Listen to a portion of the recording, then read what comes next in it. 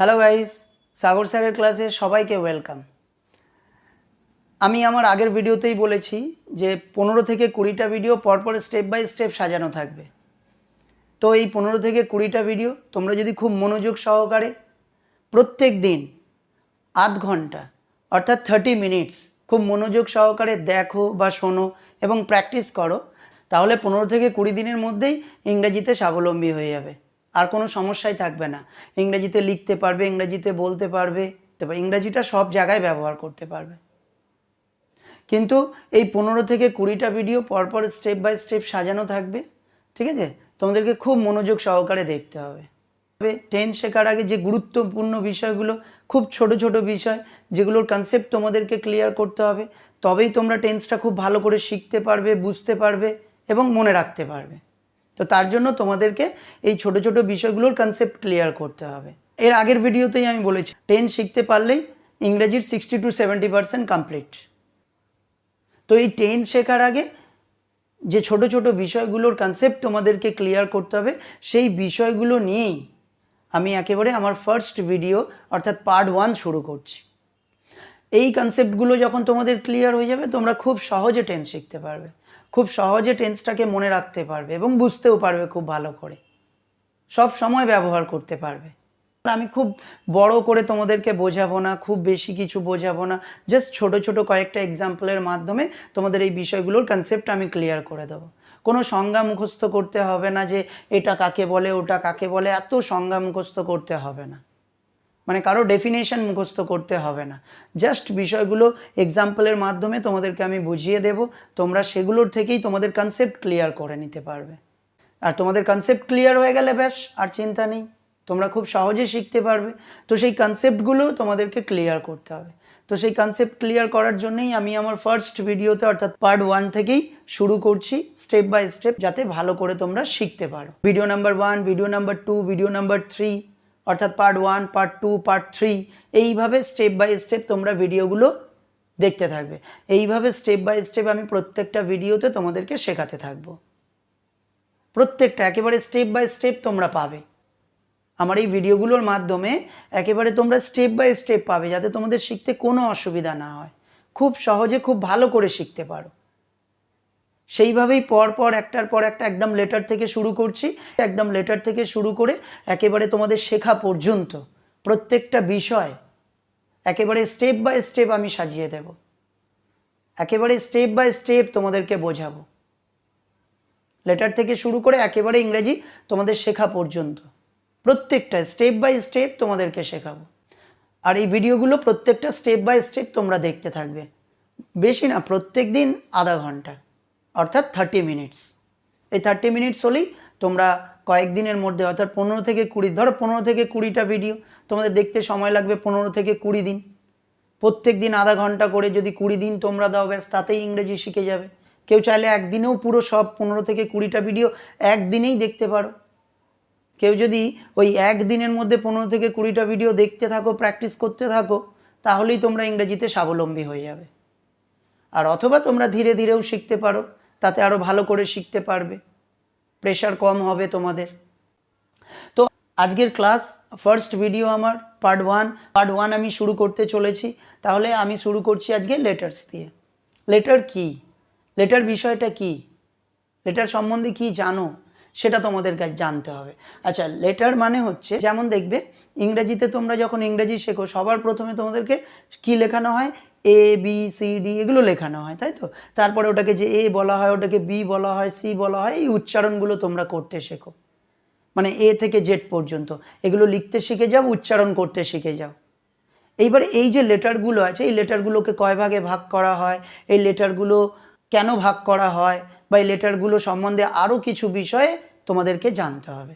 এই লেটারের পুরো কনসেপ্টটাকে তোমাদেরকে ক্লিয়ার করতে হবে।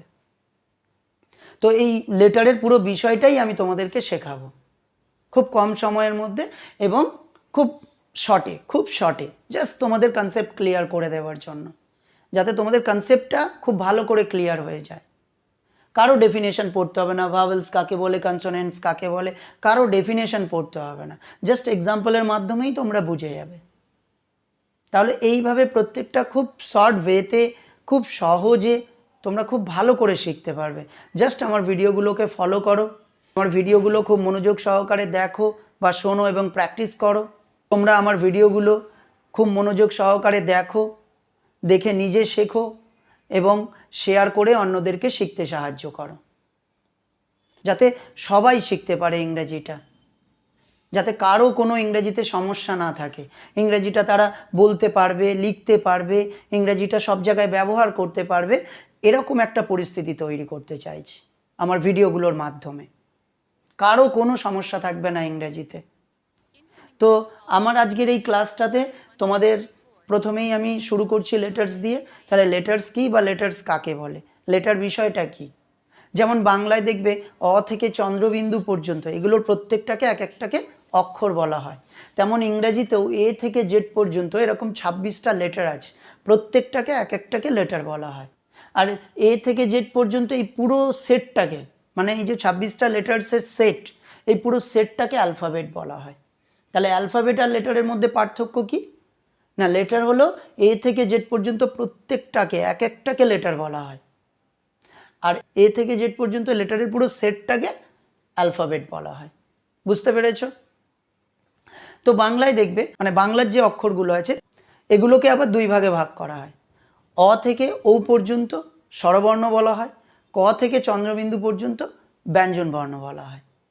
ব্যঞ্জন বর্ণগুলো কিন্তু নিজে নিজে উচ্চারিত হতে পারে না, স্বরবর্ণগুলো নিজে নিজে উচ্চারিত হতে পারে।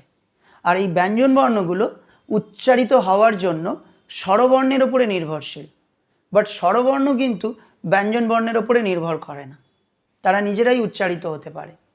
যেমন একটা এক্সাম্পল দিয়ে বোঝাচ্ছি, দেখো রয়াকার ম রাম, তাহলে র একটা ব্যঞ্জন বর্ণ, ম একটা ব্যঞ্জন বর্ণ, এই দুটো ব্যঞ্জন বর্ণের মিডিলে দেখো মানে মাঝখানে আ মানে আকার, তাহলে রয় আকার ম, তার মানে কি র ব্যঞ্জন বর্ণটি ম ব্যঞ্জন বর্ণটি আকারের সাহায্য নিয়ে বা আয়ের সাহায্য নিয়ে মানে এই স্বরবর্ণটার সাহায্য নিয়ে উচ্চারিত হয়েছে, তাহলে রাম হয়েছে। তাহলে এইভাবে ব্যঞ্জন বর্ণগুলো স্বরবর্ণের ওপরে নির্ভরশীল উচ্চারিত হওয়ার জন্য, ওদেরকে স্বরবর্ণের সাহায্য নিতে হয়। তেমনি ইংরেজিতে যে লেটার্সগুলো দেখছো এ থেকে জেড পর্যন্ত, তাহলে এদের প্রত্যেকটিকে এ থেকে জেড পর্যন্ত এদের প্রত্যেকটিকে লেটার বলা হয়, আর এ থেকে জেড পর্যন্ত এই পুরো লেটারের সেটটাকে অ্যালফাবেট বলা হয়। বুঝতে পেরেছ? তাহলে এই যে লেটার্সগুলো আছে এই লেটার্সগুলোকে তিনটে ভাগে ভাগ করা হয়। নাম্বার 1-এ ভাওয়েলস, নাম্বার 2-তে কনসোনেন্টস, নাম্বার 3-তে সেমি ভাওয়েলস। তাহলে নাম্বার 1-এ যে ভাওয়েলসগুলো আছে, এবারে দেখো ভাওয়েলসকে স্বরবর্ণ বলা হয়। নাম্বার 2-তে যে কনসোনেন্টস আছে কনসোনেন্টসগুলোকে ব্যঞ্জন বর্ণ বলা হয়। ঠিক আছে? তো এখানে দেখো ভাওয়েলস কোনগুলো, এ থেকে জেড পর্যন্ত এই 26টা লেটারের মধ্যে এ ই আই ও ইউ এই 5টি লেটারকে ভাওয়েলস বলা হয়। কনসোনেন্টস কাকে বলা হয় না, কনসোনেন্টস হলো ওপরের 5টি লেটার্স বাদে বাকি সব লেটার্স, মানে এই এ থেকে জেড পর্যন্ত এই যে 26টা লেটার আছে এর মধ্যে এ ই আই ও ইউ এই 5টি লেটারকে বাদ দিয়ে বাকি যতগুলো লেটার আছে সব লেটারগুলোকেই কনসোনেন্টস বলা হয়। আর এই 5টি letter A E I O U 5টি লেটারকে ভাওয়েলস বলা হচ্ছে, এদের এক একটাকে ভাওয়েল বলা হয়।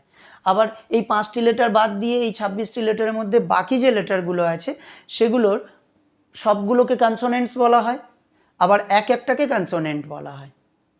তেমনি সেমি ভাওয়েলস, দেখো এখানে সেমি ভাওয়েলস বলতে কী বোঝো বা সেমি ভাওয়েলসটা কী, সেমি ভাওয়েলস কাকে বলে? সেমি ভাওয়েলস ডাব্লিউ আর ওয়াই এই দুটো লেটারকে সেমি ভাওয়েলস বলা হয়, কিন্তু ডাব্লিউ আর ওয়াই তো কনসোনেন্টসের আন্ডারে আছে, মানে ডাব্লিউ আর ওয়াইকে তো কনসোনেন্টও বলা হয়, আবার তাদেরকে সেমি ভাওয়েলস কেন বলা হচ্ছে এটাই তোমাদেরকে জানতে হবে, এটাই তোমাদেরকে শিখতে হবে যে এই দুটো লেটারকে কনসোনেন্টস বলা হচ্ছে আবার এদেরকে সেমি ভাওয়েলসও বলা হচ্ছে। এবার কেন বলা হয় সেটা তোমাদেরকে খুব ভালো করে বুঝতে হবে। দেখো এখানে জাস্ট বোঝার জন্য কোনো ডেফিনেশন মুখস্থ করতে হবে না, খুব বড় ব্যাখ্যার কোনো দরকার নেই, জাস্ট কয়েকটা এক্সাম্পলের মাধ্যমে আমি তোমাদেরকে বুঝিয়ে দিচ্ছি। দেখো এখানে ফার্স্ট ওয়ার্ডটা কী আছে, ফার্স্ট ওয়ার্ডটা আছে WIN উইন।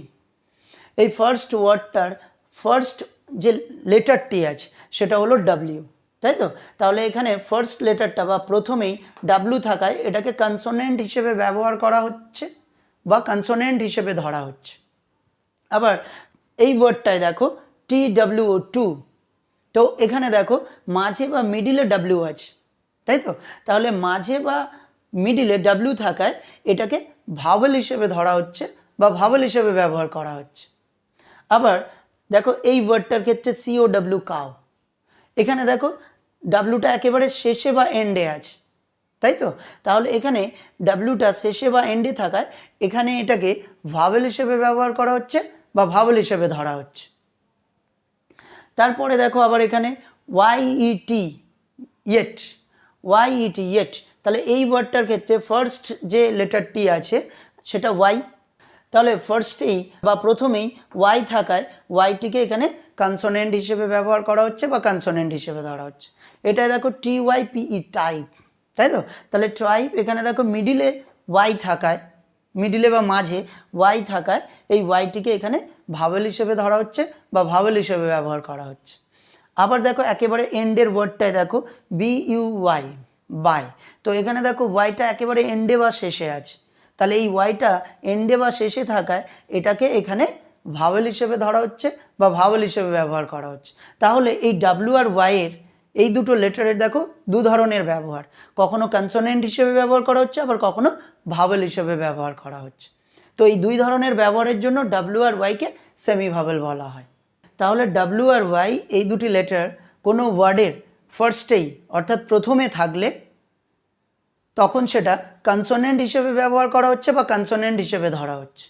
আবার এই দুটি লেটার যখন কোনো ওয়ার্ডের মাঝে বা শেষে অর্থাৎ মিডিলে বা এন্ডে থাকলে তাহলে ভাওয়েল হিসেবে ব্যবহার করা হচ্ছে বা ভাওয়েল হিসেবে ধরা হচ্ছে। তাহলে এই দুই ধরনের ব্যবহারের জন্য ডাব্লিউ আর ওয়াই লেটার দুটিকে সেমি ভাওয়েল বলা হচ্ছে। এই দুটি লেটারের এক একটিকে সেমি ভাওয়েল বলে আর দুটিকে একত্রে বা দুটিকে একসঙ্গে সেমি ভাওয়েলস বলা হচ্ছে, মানে প্লুরাল ফর্ম। বুঝতে পেরেছো? তাহলে লেটারের কনসেপ্ট পুরো ক্লিয়ার তোমাদের, ঠিক আছে? তো এই কনসেপ্টটা জাস্ট তোমাদেরকে মাথায় রাখতে হবে যে লেটার বিষয়টা কি। আমি প্রোনাউন্সিয়েশনের ওপরে বা আরও অনেক রকমের এক্সট্রা যেগুলো হয়তো পর স্টেপ বাই স্টেপ না শিখলেও চলবে, সেগুলো পরে অন্যভাবে শিখলেও বা অন্য সময়ে শিখলেও চলবে, এরকম আমি অনেক ভিডিও বানাবো এই ইংরেজি শেখার ওপরে বা ইংরেজি ভাষাটার ওপরে। তো সেই ভিডিওগুলো আমার চ্যানেল থেকে তোমরা দেখে নিতে পারবে। বাট এই যে পরপর step by step video number 1, video number 2, video number 3 অর্থাৎ পার্ট 1, পার্ট 2, পার্ট 3, এই যে পরপর স্টেপ বাই স্টেপ যে ভিডিওগুলো আমি বানাবো, যে ভিডিওগুলো আমি আপলোড করব, সেগুলো তোমরা কিন্তু সেভাবেই পরপর স্টেপ বাই স্টেপ দেখবে, একটাও ভিডিও মিস করবে না। প্রত্যেকটা ভিডিও স্টেপ বাই স্টেপ দেখতে থাকবে আর শিখতে থাকবে। সময় খুবই কম আমার হাতে, তো যেটুকু আমি সময় পাই তোমাদের জন্য ভিডিও বানাচ্ছি যাতে তোমরা ইংরেজিটা খুব সহজে খুব ভালোভাবে শিখতে পারো, ঠিক আছে? তো কারণ আমি তো সবার কাছে পৌঁছাতে পারবো না বা সবাই আমার কাছেও আসতে পারবে না, সেই জন্যেই ভিডিওর মাধ্যমে তোমাদের প্রত্যেককে আমি ইংরেজি শেখাতে চাইছি যাতে তোমরা ইংরেজিটা খুব সহজে শিখতে পারো, সব জায়গায় ব্যবহার করতে পারো, কোনো প্রবলেম না হয়। আচ্ছা, লেটারের কনসেপ্ট তোমাদের ক্লিয়ার হয়ে গেছে। এরপরে এই লেটারগুলোর মাধ্যমে এ থেকে জেড পর্যন্ত যে লেটার্সগুলো আছে এই লেটারগুলোর মাধ্যমে কিভাবে ওয়ার্ড ফরমেশন করা হয়, মানে কিভাবে ওয়ার্ড তৈরি করা হয়, ওয়ার্ড কি, ওয়ার্ডের কনসেপ্ট এরপরে তোমাদেরকে ক্লিয়ার করতে হবে। এরপরে আবার সেন্টেন্স তোমাদের শিখতে হবে, সেন্টেন্স সম্বন্ধে এইভাবে স্টেপ বাই স্টেপ একটার পর একটা তোমাদেরকে শিখতে হবে। তাহলে লেটারের পর এবারে ওয়ার্ড ফরমেশন শেখাবো তোমাদের। তো চলো এবারে ওয়ার্ড ফরমেশন দেখাই তোমাদের, কিভাবে একটা ওয়ার্ড তৈরি করতে হয়, কিভাবে একটা ওয়ার্ড তৈরি হচ্ছে বা ওয়ার্ড কাকে বলে, ওয়ার্ড বিষয়টা কি, সেটা তোমরা খুব সহজে এক্সাম্পলের মাধ্যমেই বুঝে যাবে। চলো সেটা দেখাচ্ছি তোমাদের। ওয়ার্ডকে বাংলায় শব্দ বলা হয়। তাহলে ওয়ার্ড কাকে বলে? এক বা একাধিক লেটার বা অক্ষর যখন পাশাপাশি বসে এবং অর্থ বা মানে প্রকাশ হয় তখন তাকে ওয়ার্ড বলা হয়। তাহলে ওয়ার্ড বা শব্দ কাকে বলে বা বিষয়টা কি, এই ডেফিনেশনটা জাস্ট তোমাদেরকে লিখে দিলাম বা সংজ্ঞাটা লিখে দিলাম। এটা মুখস্থ না করলেও চলবে, জাস্ট পড়ে বুঝে নিলেও হবে, অথবা নিচে এক্সাম্পল দেওয়া আছে, এই এক্সাম্পল দিয়ে তোমাদের জাস্ট কনসেপ্টটা ক্লিয়ার করা থাকলেই হবে যে ওয়ার্ড বিষয়টা কি। এত মুখস্থ করতে হবে না, ঠিক আছে? তোমরা জাস্ট এই ওয়ার্ডের সংজ্ঞাটা একবার পড়ে নিলে বা ওয়ার্ডের ডেফিনেশনটা একবার পড়ে নিলে ব্যাপারটা বুঝে গেলে। কোনো কারণে যদি তোমাদের মনে হয় যে আমি এটা পড়বই না, এটা বুঝবই না, তাও তোমরা জাস্ট এক্সাম্পলের মাধ্যমেও তোমরা শিখতে পারবে বা তোমাদের কনসেপ্ট ক্লিয়ার হয়ে যাবে যে ওয়ার্ড বিষয়টা অ্যাকচুয়ালি কী বা ওয়ার্ড কাকে বলে। ঠিক আছে? তো সেইভাবেই তাহলে সবার আগে আমি ওপরে যেটা লিখেছি সেটা বলি। তাহলে ওয়ার্ডের বাংলা মানে কি? শব্দ। তাহলে এক বা একাধিক লেটার বা অক্ষর যখন পাশাপাশি বসে এবং অর্থ বা মানে প্রকাশ হয় তখন তাকে ওয়ার্ড বলা হয়। তাহলে বুঝতে পেরেছো? তাহলে ওয়ার্ড কাকে বলে? এক বা একাধিক লেটার বা অক্ষর যখন পাশাপাশি বসে এবং একটা অর্থ বা মানে প্রকাশ হয় তখন তাকে ওয়ার্ড বলা হয়। তোমাদেরকে এক্সাম্পল দিয়ে বুঝিয়ে দিচ্ছি। যেমন DOG, তাই তো? তাহলে দেখো ডি একটা লেটার, ও একটা লেটার, জি একটা লেটার, তাহলে এই তিনটে লেটার। তাহলে এই তিনটে লেটার, এই যে এক বা একাধিক, তাহলে এখানে অনেকগুলো লেটারের কথা। তারপরে দেখো যখন পাশাপাশি বসে, তাহলে এরা পাশাপাশি বসেছে, ডি লেটারটি, ও লেটারটি, জি লেটারটি, মানে এই তিনটে লেটার পাশাপাশি বসেছে। পাশাপাশি বসে একটা দেখো অর্থ প্রকাশ করছে। কিভাবে? কারণ এটা উচ্চারণ করো DOG, ডগ, তাই তো? তাহলে ডগ মানে কুকুর, তার মানে এখানে একটা অর্থ প্রকাশ হচ্ছে, তাহলে এটা অর্থযুক্ত, সেই জন্য এটা ওয়ার্ড। তাহলে DOG, ডগ মানে কুকুর, মানে অর্থযুক্ত, তাহলে ডগটাকে আমরা একটা ওয়ার্ড বলছি, বা ডগটা একটা ওয়ার্ড। বুঝতে পেরেছো? নেক্সট এক্সাম্পলে দেখো ODG, তাহলে ও একটা লেটার, ডি একটা লেটার, জি একটা লেটার, এখানেও তিনটে লেটার আছে আর এরা পাশাপাশিও বসেছে, বাট কোনো অর্থ নেই। মানে এই যে লেটারগুলো, এই লেটারগুলো পাশাপাশি বসেছে ঠিকই, কিন্তু এদের কোনো অর্থ নেই। ODG, এদের কোনো অর্থ নেই। ঠিক আছে? তাহলে এদের যেহেতু অর্থ নেই, তাহলে এটা অর্থহীন, তাহলে এটা ওয়ার্ড নয়, তাহলে এটাকে আমরা ওয়ার্ড বলতে পারি না। তাহলে লেটারগুলো খালি পাশাপাশি বসলেই হবে না, তাদের অর্থ প্রকাশ হতে হবে, তাদের কোনো মানে থাকতে হবে, তবেই সেটাকে ওয়ার্ড বলতে পারবো আমরা। খালি লেটার পাশাপাশি বসে যাচ্ছে অথচ কোনো অর্থ নেই, কোনো মানে নেই। লেটারগুলো পাশাপাশি বসে একটা অর্থ প্রকাশ হবে বা মানে প্রকাশ হবে, তখনই তাকে আমরা ওয়ার্ড বলতে পারবো, বা তখনই সেটাকে ওয়ার্ড বলা হয়। আবার দেখো নিচে এখানে আই একটা সিঙ্গেল লেটার, তাই তো? আই একটা সিঙ্গেল লেটার, ওই যে বলেছি এক বা একাধিক, তাহলে একটাও হতে পারে। তাহলে এখানে আইও একটা সিঙ্গেল লেটার, আই মানে আমি, তাহলে একটা অর্থযুক্ত, তাহলে এটা একটা অর্থ প্রকাশ হচ্ছে। তাহলে এখানে একটা ওই সিঙ্গেল লেটারটা দিয়ে একটা অর্থ প্রকাশ হচ্ছে, মানে আমি, সেই জন্য এটাকেও আমরা ওয়ার্ড বলছি, বা এটাও একটা ওয়ার্ড। তাহলে অনেকগুলো লেটার পাশাপাশি বসেও একটা ওয়ার্ড তৈরি করা যেতে পারে, বা একটা ওয়ার্ড তৈরি হতে পারে।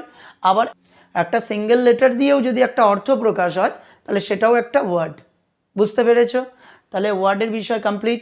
তো যেরকম তোমরা লেটার শিখলে, ওয়ার্ড শিখলে, এরপরে আমি তোমাদেরকে শেখাবো সেন্টেন্স ফরমেশন, বা সেন্টেন্স কিভাবে গঠন করা হয়, বা সেন্টেন্স কাকে বলে, সেন্টেন্স বিষয়টা কি, এবার সেইটা সম্বন্ধে আমি তোমাদেরকে বোঝাবো। তাহলে এই যে পরপর স্টেপ বাই স্টেপ তোমাদের প্রত্যেকটা জিনিস শেখাচ্ছি, এইভাবে কিন্তু স্টেপ বাই স্টেপই তোমরা এগোবে। ঠিক আছে? সো বাই গাইস, নেক্সট ভিডিওতে দেখা হবে।